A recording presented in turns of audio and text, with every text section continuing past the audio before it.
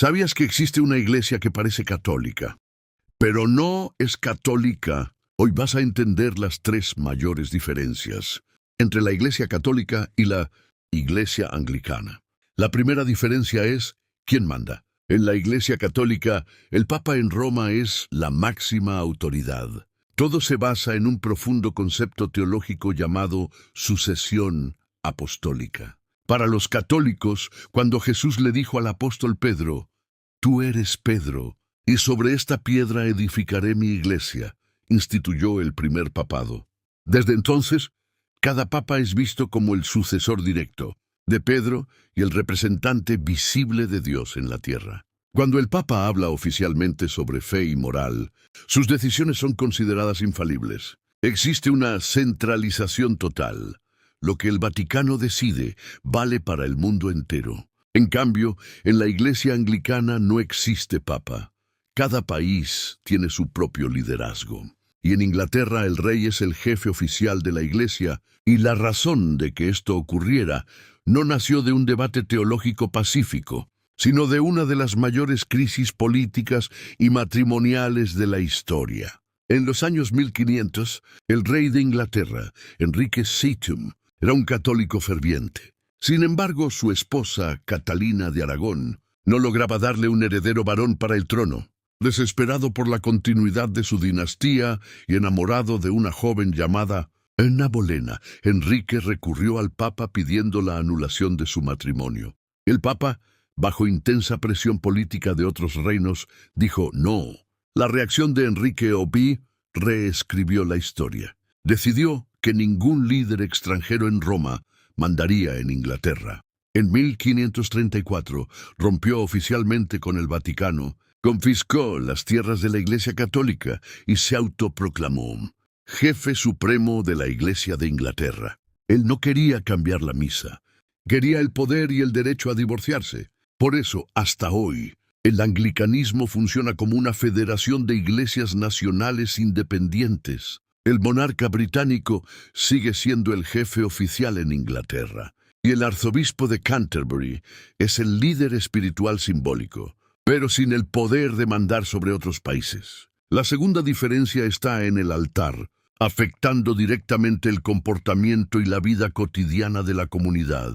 En el catolicismo, los sacerdotes no pueden casarse y solo los hombres pueden ser ordenados. El celibato sacerdotal se consolidó fuertemente en la Edad Media por dos razones.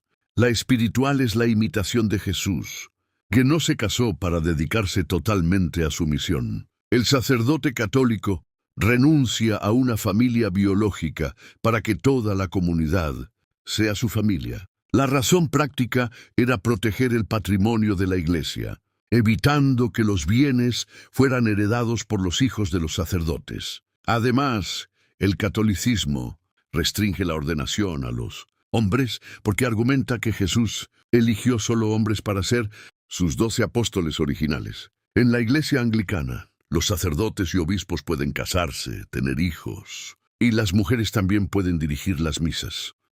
Cuando los anglicanos rompieron con Roma, se preguntaron si San Pedro era casado ya.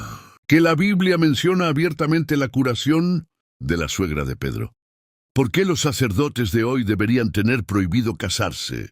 Para ellos, la experiencia de administrar un hogar y criar hijos le da al pastor mucha más empatía para aconsejar a las familias de su parroquia. En el siglo XX, dieron un paso más allá y concluyeron que la exclusión de las mujeres era solo un reflejo cultural del pasado y no la voluntad de Dios.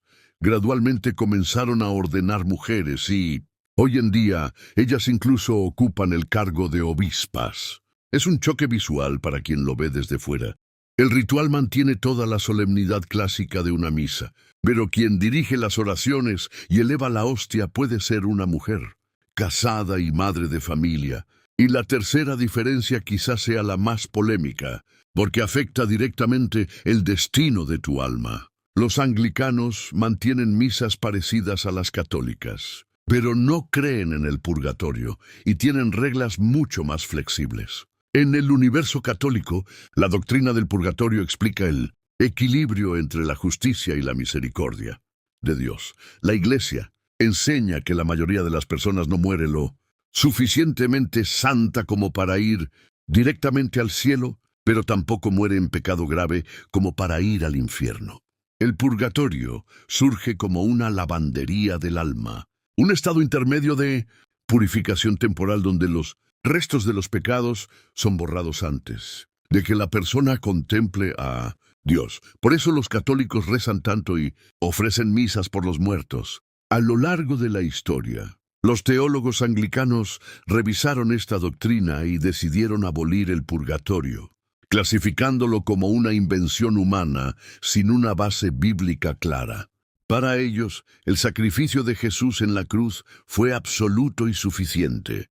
Después de la muerte, el alma salvada entra directamente en la presencia divina. Este cambio abrió las puertas a lo que ellos llaman la vía media, el camino del medio. Cuando la reina Isabel I, hija de Enrique IV, asumió el trono, Inglaterra estaba al borde de una guerra civil entre católicos y protestantes radicales. En una jugada brillante de conciliación, ella utilizó la iglesia anglicana como un gran puente, mantuvo la belleza estética, la liturgia solemne, las vestimentas y los altares del catolicismo, para confortar al pueblo tradicional, pero adoptó la teología y la flexibilidad de los protestantes. Por eso, el anglicanismo se convirtió en una iglesia de tolerancia interna. En el catolicismo el dogma es una verdad cerrada. Si no aceptas los dogmas del Papa, estás fuera de la comunión. En el anglicanismo se valora el equilibrio entre la Biblia, la tradición y la razón humana. Hay espacio para la duda. En una misma parroquia anglicana puedes encontrar a un fiel que reza el rosario y venera a la Virgen María, compartiendo el mismo banco con un fiel de tendencia totalmente protestante, enfocado solo en la lectura de la Biblia. No buscan la unidad obligando a todos a pensar igual, sino celebrando el respeto mutuo. Mientras la Iglesia Católica apuesta por la solidez de la roca, una estructura global con dogmas firmes que resisten, inmutables al paso del tiempo. La Iglesia Anglicana apuesta por la flexibilidad del puente, preservando la herencia estética del pasado, pero con las ventanas abiertas para dialogar con el mundo contemporáneo. Ahora dime, ¿cuál de estas diferencias te sorprendió más? Comprendiendo la historia y el lado humano detrás de cada decisión, ¿cuál de estas visiones de iglesia tiene más sentido para tu forma de ver el mundo? Deja tu comentario aquí abajo, suscríbete al canal y hasta la próxima.